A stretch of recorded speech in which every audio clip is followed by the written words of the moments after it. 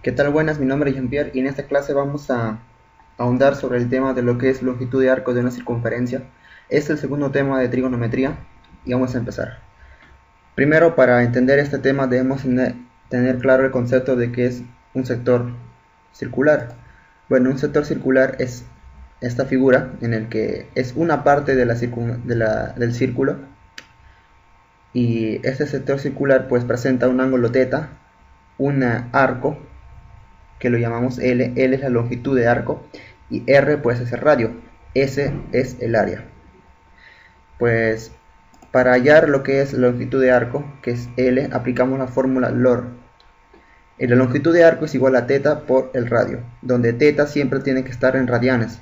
Si por ejemplo en un problema nos dan θ en sexagesimales o en centesimales, lo que hacemos simplemente es pasar de centesimales o sexagesimales a radianes. Una vez que le hemos pasado ese ángulo que ya lo tenemos en radianes, simplemente lo multiplicamos por el radio y nos da la longitud de arco. Luego, esto se aplica para lo que es un sector circular, bueno, para el arco, o sea, la longitud de arco. Pero cuando hablamos ya de una circunferencia, o sea, cuando el ángulo ya es de una vuelta, pues recuérdense que cuando para hallar la longitud de arco, pero ya de una circunferencia, simplemente es como si el ángulo θ valdría una vuelta. ¿Y cuál es el ángulo de una vuelta en el sistema radial? Pues 2pi. Entonces por eso que la longitud de la circunferencia es igual a 2pi por el radio.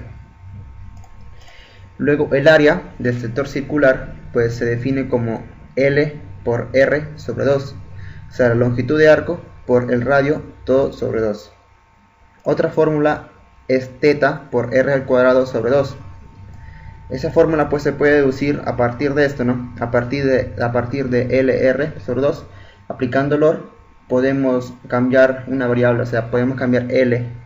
Por ejemplo, podemos poner L es igual a θ por R. Entonces, si L es igual a θ por R, el θ queda R por R, R cuadrado, y bueno, sobre 2, ¿no? Entonces, estas fórmulas son iguales. Otra fórmula sería reemplazando el R, y pues sale L cuadrado sobre 2θ. Y la pregunta es cuándo aplicar una fórmula, ¿no? Por ejemplo, cuándo aplicar esta, cuándo aplicar la otra o cuándo aplicar la tercera. Simplemente depende de los datos. Si en un problema tenemos la longitud de arco y el radio, pues aplicamos esta. Si tenemos el ángulo y el radio, pues aplicamos esta. Si tenemos solo la longitud de arco y el ángulo, aplicamos esta. Ahora vamos a hablar ya de una área, pero que está contenida en dos sectores circulares. Por ejemplo, acá tenemos un sector circular en el de ángulo θ. Son dos sectores circulares con el mismo origen, con el mismo centro y el mismo ángulo θ. Pues la longitud de arco del primer sector circular, que es el más grande, es L1, y la longitud de arco del segundo sector circular, que es el más pequeño, es L2. Para hallar el área S, que es todo lo sombreado de rojo, simplemente elevamos al cuadrado la longitud de arco 1, le restamos el cuadrado de la longitud de arco 2 y lo dividimos entre 2θ. Claro que θ siempre tiene que estar en radianes. Una vez que hacemos eso, hallamos S, que es la diferencia del área del mayor menos la diferencia del área del menor. Se puede demostrar, lo pueden demostrar también. Otra fórmula también es sumando los dos longitudes de arco, o sea L1 más L2, lo dividimos entre 2 y lo multiplicamos por el radio. Ojo que este radio es la diferencia, ese radio es esto, es la diferencia del radio mayor menos el radio menor. Acá está. Al momento de restar, pues nos da ese radio R, y es lo que aplicamos acá. Ahora pasamos a algo que muchos se confunden y de repente desconocen, que es el ángulo barrido, el ángulo girado o barrido por una rueda. Cuando tenemos una rueda, pues acá tenemos simplemente una pista que, digamos, hay una rueda en el que se desplaza desde el punto A hacia el punto B. Si nosotros queremos, bueno, primero hay que decir que el radio de la rueda es R y LC es la longitud que es la longitud que recorre el centro, ojo, el centro de la rueda, porque en este caso Digamos que la longitud de A a B es lo mismo que la longitud de la recorrida del centro, ¿no?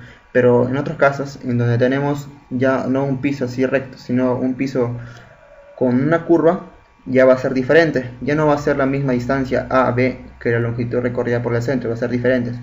Así que siempre tienen en cuenta que LC es la longitud recorrida por el centro.